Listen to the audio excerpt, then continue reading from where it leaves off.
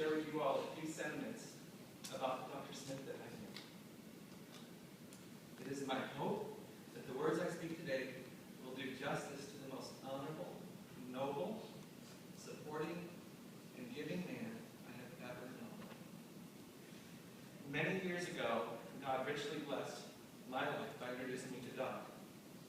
As a young man devoid of opportunity and a sense of direction and purpose for my life, Dr. Smith took me under his wing and gave me a job. While not very glamorous at the time, reflecting back, mucking those horse stalls and exercising his horses would prove a valuable framework for shaping my life and instilling in me a work ethic and a sense of work that I valued and longed for. As I reflect back on my relationship with Doc, it is hard to fathom, even for one moment, what my life would be like without him. The Dr. Smith I knew inspired me to be a better person through hard work, setting goals, and compassionate service to others. The Dr. Smith I knew understood the value of a good education.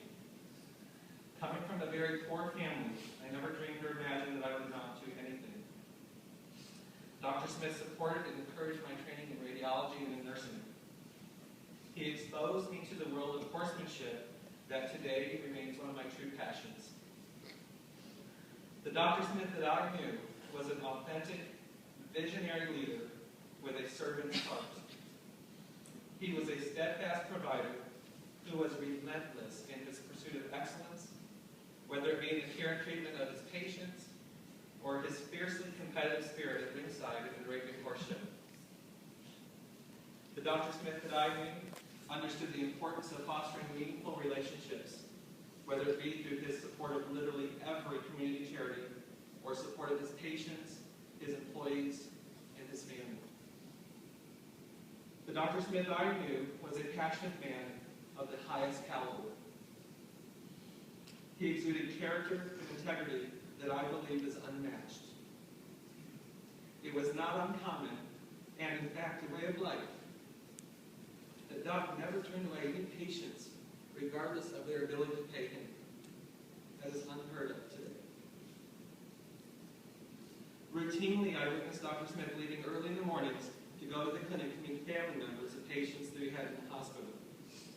He would be their chauffeur to and from the hospital, never allowing the distance to be a barrier for anyone not being able to visit their loved ones.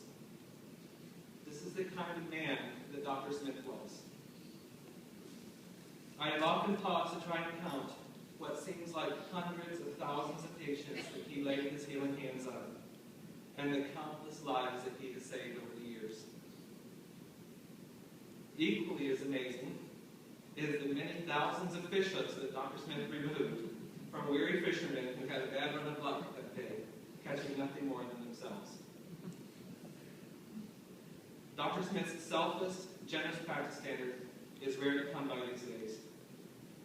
I believe it is worth mentioning many a night I would witness Dr. Smith taking home a fresh chicken or two or fruits and vegetables to Mrs. Smith for payment for services. It didn't bother him at all. He used to say to me, "It's all in the day's work, young man. All in the day's work." The Dr. Smith that I knew embodied humility, and he personified an altruistic spirit, always doing for others without expecting anything in return, ever. He was always grateful for the opportunity to serve all of you, his community. I have so many fond memories of Dr. Smith, I don't even know where to begin. Did you know that Dr. Smith was the first person who taught me how to tie a tie? I was actually, sounds trivial, I was actually showing one of his horses at a horse show at the time. I remember that we were in a tack room and he was attempting to show me over and over how to do it. I asked him why I had to wear this stupid thing. In true form, Dr. Smith told me that someday when I grew up I might have an important job and might need to wear one every day to work. What a thought I remember. After much struggling and his endless patience, I finally grasped his technique. I remember he and I were both so proud of that very moment. Interestingly now, Dr. Smith, I had the opportunity to wear a tie every day at work. He was always so intuitive. Another time I remember is when Doc was teaching me a little bit about table etiquette as it relates to eating in finer restaurants. More specifically, what all those darn forks are for. I remember asking him why we needed to have so many forks when we ate. He told me that sometimes he drops his forks, and it's always good to have a spare one. Little did I know then how intentional he was being to spare my feelings for not knowing. That's the kind of man our Dr. Smith was. Like Sandy, I remember Dr. Smith's firm belief in cross-training. Did you know that he actually taught me how to lay sod? Well, he did. I must admit, sometimes he taught me skills that I really didn't want to learn. I remember one day he and I were at the river house laying some sod out by his retention wall. I began experiencing some significant belly pain. He took me to his boathouse and did a cursory exam, and he determined that indeed my appendix had ruptured. Remember the day, this day, very vividly. Immediately, he put me in his truck and he drove me to the hospital, where he operated on me about an hour later.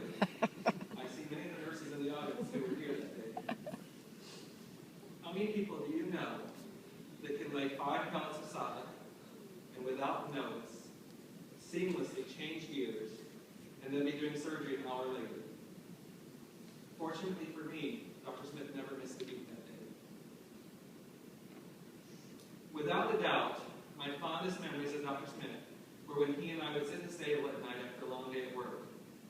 We would rock in the rocking chairs for a while, listening to the horses feed. I would hang on his every word as he puffed on one of his favorite cigars and would speak of the love and affection that he felt for his entire family. His face would literally be beaming as he talked about his children's accomplishments and how proud he was of each of them. He was so thrilled that Suzanne Kelly pursued a career in medicine. He was incredibly proud of Robin for her interest in fashion design, showing horses, and her zest for life. He was proud of Philip's entrepreneurial spirit and his interest in agriculture and sportsmanship.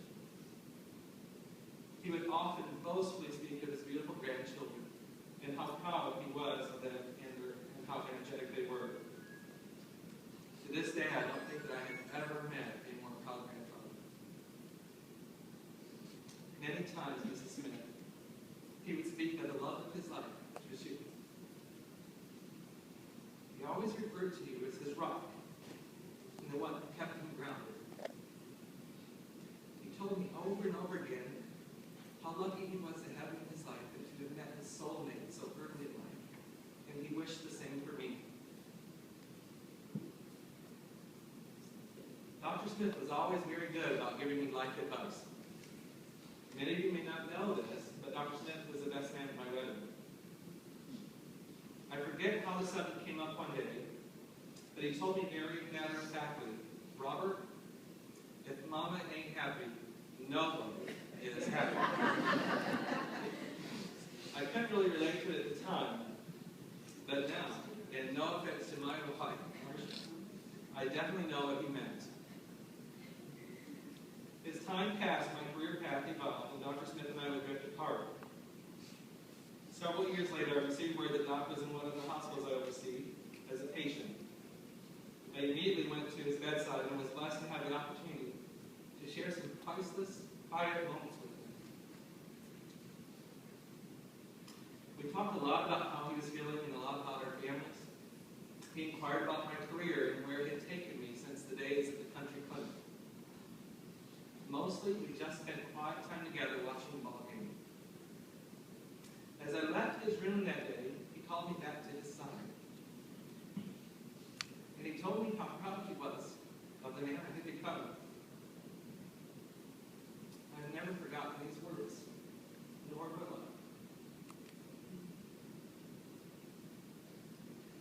I. In closing, I would like to thank Dr. Smith for the many lives that he has healed and touched in a very special way, including my own. I want to thank him for instilling in me